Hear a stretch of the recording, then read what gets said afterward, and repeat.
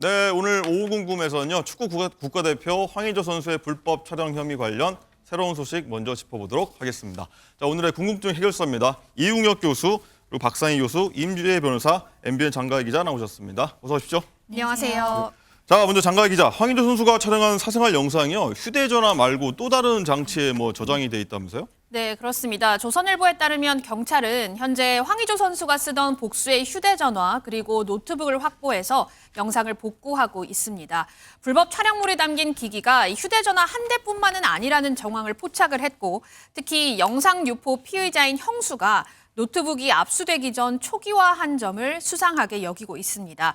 경찰은 이 전자기기에서 과거 SNS를 통해 유포된 영상과 다른 영상이 있다고 판단한 것으로 보이는데요. 황의조 선수 변호인 측에서는 다른 촬영물은 없는 것으로 알고 있다고 밝혔습니다. 네, 이웅혁 교수님. 네. 이 얘기는 또 다른 피해자가 나올 수 있다 이런 뜻 아닌가요? 네, 그렇다고 지금 봐야 될 것 같습니다. 예? 즉 다른 B의 피해자의 지위가 지금 확인되고 있는 상황인 것 같고, 네. 근데 그 얘기는 결국은 이 경찰이 자신도 모르게 불법 촬영을 당했다고 이렇게 알려준 이런 꼴로 현재 알려지고 있는 것 같습니다. 그렇다 본다면 또 다른 피해자의 등장인 것 같고요. 이를 또 뒷받침할 수 있는 것이 다른 그 변호사의 그 얘기를 들어보게 되면 상담을 했다. 즉 피해 사실과 관련된 법률 쟁송에 대한 상담을 했는데 황의조 선수의 공식 입장문이 나오고 나서 돌연 취소를 했다. 그렇다 본다면 지금 B라고 하는 사람 이외에 또 혹시 C라고 하는 피해자도 있었던 것은 아닌가 이런 추정도 가능하게 되고요. 네. 일반적으로 꼭 이 사안에 해당되는 것은 아니지만 불법 촬영을 하는 경우에 있어서 상당 부분 많은 불법 촬영물을 폴더별로 분류해서 저장하기도 하고 또 다른 휴대폰 또 다른 컴퓨터 등에 이렇게 보관하는 경우도 있긴 합니다. 예. 그렇다고 본다면 지금 수사가 확대되면 확대될수록 피해자의 수도 연동해서 확대될 가능성도 있지 않는가 이런 추정도 나오는 대목인 것이죠. 예, 임주혜 변호사님, 네. 이게 좀 충격적인 거는요. 최근에 조사받은 그 또 다른 피해자 있지 않습니까? 자신이 이제 촬영된 것도 모르고 있다가 경찰 연락 받고 나서야 알았다고 해요. 네, 경찰의 조사 결과에 따르면 새로운 피해자가 등장을 했는데 이 피해자는 지금 피해 사실을 먼저 인지하고 경찰 측에 고소를 진행한 것이 아니라요. 예. 경찰에서 새로운 피해자의 존재를 확인하고 이 피해자에게 연락을 취해서 이런 사실을 알렸다고 전해지고 있습니다. 결국 이 부분은 지금 알지 못하는 현재까지도 자기가 피해를 당한 사실을 알지 못하는 새로운 피해자가 등장할 가능성이 있다는 점을 좀 시사하고 있는 것 같고요. 앞서 말씀해 주신 것처럼 기존 지금 피해자로 남장하고 있는 쪽의 그 법률 대리인도 다른 상담을 요청했던 또 다른 피해자가 상담을 요청했다가 언론에 좀 집중적인 조명을 받으면서 부담감을 느낀 것인지 돌연 상담을 취소했다 이런 내용도 그랬었죠. 밝혔거든요. 그렇기 때문에 피해자가 추가적으로 늘어날 가능성도 있을 것 같고 지금 새로 등장한 이 경찰에서 연락을 취했던 피해자의 경우에는 본인이 이제 불법 촬영을 당한 사실을 모르고 있었다 이렇게 진술한 것으로 전해지고 있습니다. 말씀하신 그 두 분, 피해자 두 분이 동일 인물인지는 아직 확인되지 않고 있고요. 또 다른 인물이라면 이게 또 문제가 된 것 같습니다. 자, 어쨌든 피해자가 직접 나서서요. 이 정확한 사실관계 파악하기가 사실 쉽지가 않은데 일단 이와 관련해서요. 기존에 알려진 피해자 측 법률 대리인이요. 이런 얘기했었는데 한번 듣고 오시죠. 그리고 다른 피해자가 있을 걸로 생각합니다. 이 피해자의 피해 양태상 그리고 피해자가 나서기 어려워요. 유포된 게 아닌 입장에서는 자기 영상 가지고 있는지 아닌지도 모르는데 경찰에 똑똑 자기 드러내고 나타나서 사실은 제 영상 있으니까 물어봐야 되는데 대한민국에서 이거 할 수 있는 사람이 몇 있을지 잘 모르겠습니다. 어쨌든 저 변호사 말씀 일단은 추가 피해자가 있다는 게 맞았는데 박상희 교수님 일단은 사생활 영상을 촬영한 사실도요. 일단 그리고 그게 유출됐다는 사실도 뒤늦게 알게 됐잖아요. 피해자가 충격이 이만저만이 아닐 것 같아요. 정말 이 성폭 폭력 피해자들은 마른 하늘의 날벼락이라는 얘기로는 부족할 정도로 그 충격이 그러네요. 대단합니다.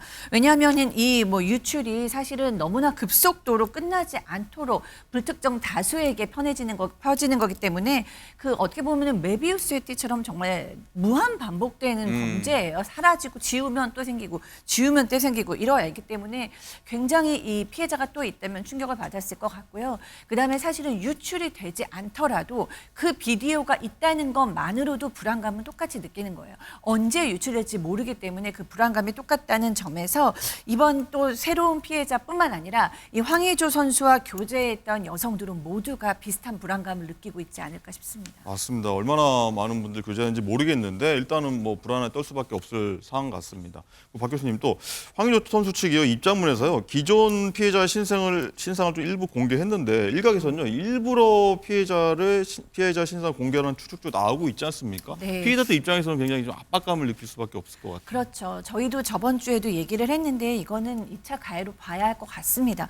왜냐하면은 정말 황의조 선수 말대로 내가 이 여성을 지켜주려고 여태까지 입을 다물고 있었다라는 게 맞다면 이 기혼자였다거나 방송인이라는 것은 끝까지 얘기를 안 했어야 되고 그렇죠. 그다음에 내가 지금 전 여자친구의 신상을 지키기 위해서 발언하고 싶은 것들이 많지만 참고 있다 정도로 그다음에 그냥 언론 플레이를 했어도 되는 문제거든요. 근데 대뜸 기혼자의 방송인이라서 내가 참고 있는 것이었다라고 얘기함으로써 사실은 이 기혼자기도 하고 방송인이기도 하면 사실은 이 입이 다물어질 수밖에 없는 일종의 협박성도 있다고 볼 수도 있어요. 그렇기 때문에 네, 이렇게 얘기한 건 2차 가해로 볼 수 있다라는 의견이 훨씬 많은 것 같습니다. 네.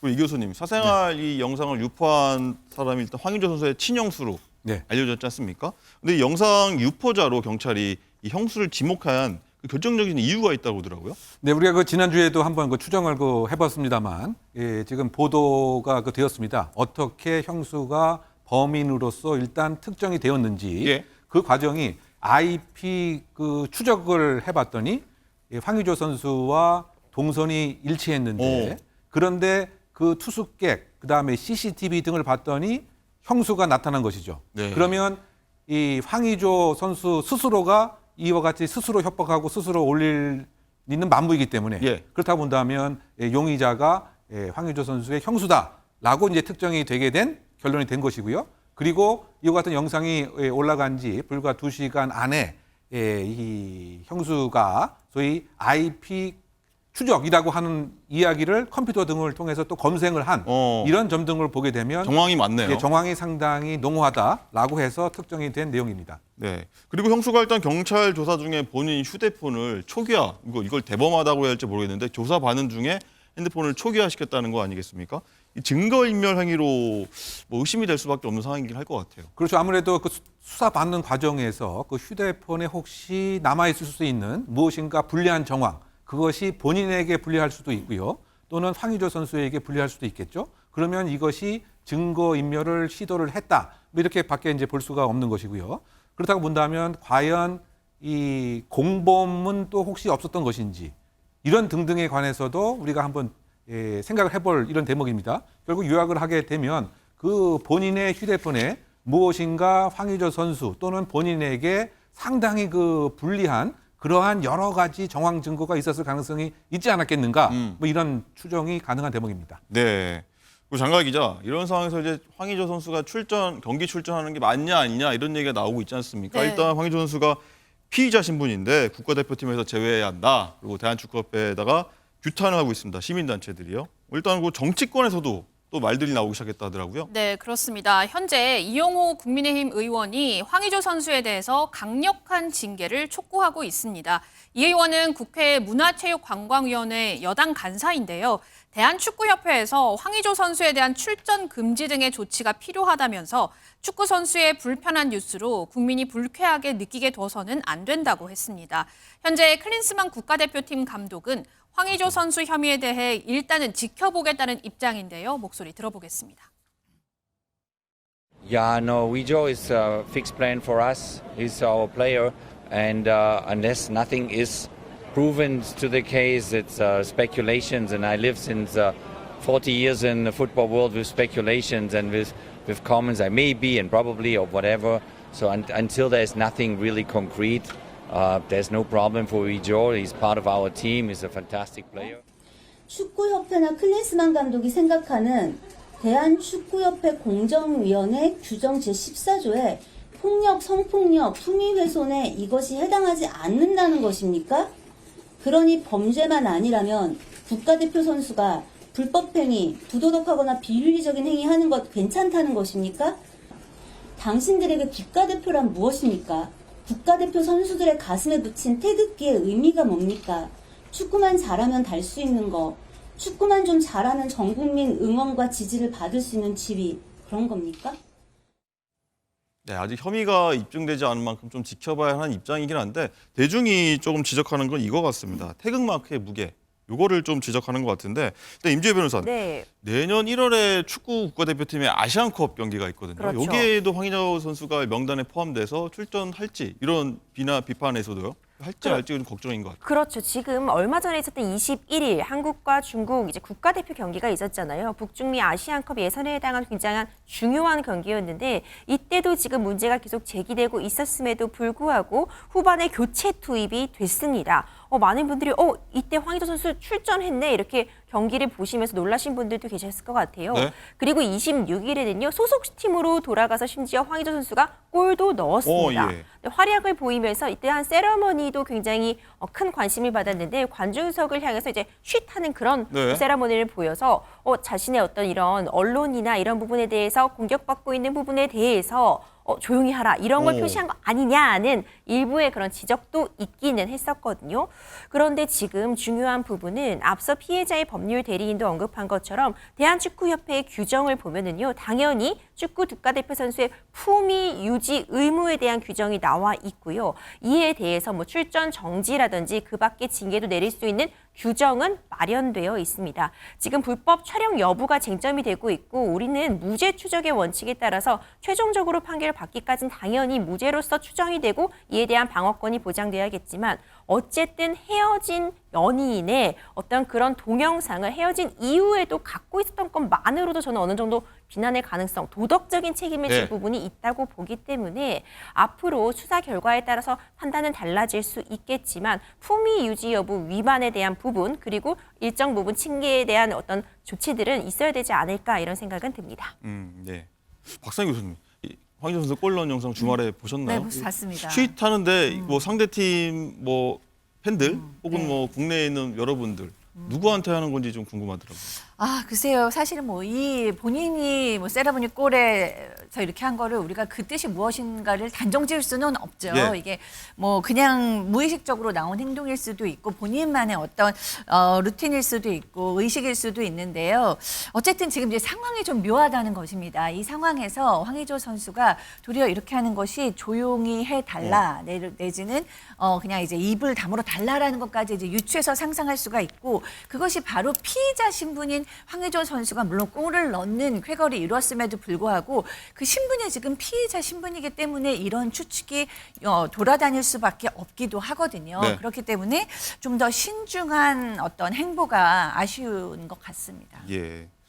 더 지켜보도록 하고요. 이 교수님, 네. 이 황의조 선수 논란으로 이 불법 촬영 범죄 요게 좀 많이 사회적 관심이 되고 있는데 그 관련해서 오늘 보니까 통계가 나왔더라고요. 네, 결국 이제 그 성폭력 처벌법 그 위반 그 사항입니다. 그래서 1년에 대략 한 6천 건 정도가 그 발생을 하는데 그 코로나 팬데믹 이 시기에 조금 줄은 듯 경향이 있었다가 다시 지금 7천 건을 이제 넘어서는 이제 증가 추세에 있고요. 예. 올 같은 상반기만 해도 3,100건을 이렇게 넘어섰습니다. 그런데 이것을 만약에 계산을 해보게 되면 이 하루에 17건 불법 촬영물이 이루어지고 있다.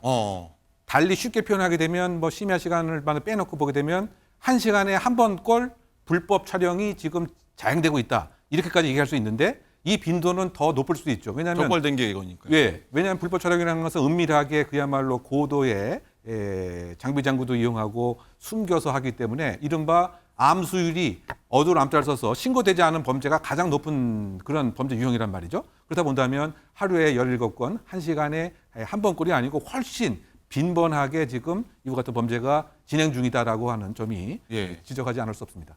방금 뭐 자막이 나왔지만 피해자들한테 이게 사회적 사망 선고다. 이럴 정도로 피해가 충격이 크다고 하는데 박 교수님, 이런 상대방들한테 피해자들한테 상처 그리고 뭐 이 트라우마 엄청 크게 남기잖아요. 정말 무시무시한 성폭력이라고 저는 얘기하고 싶습니다. 정말 인격 살인이고요.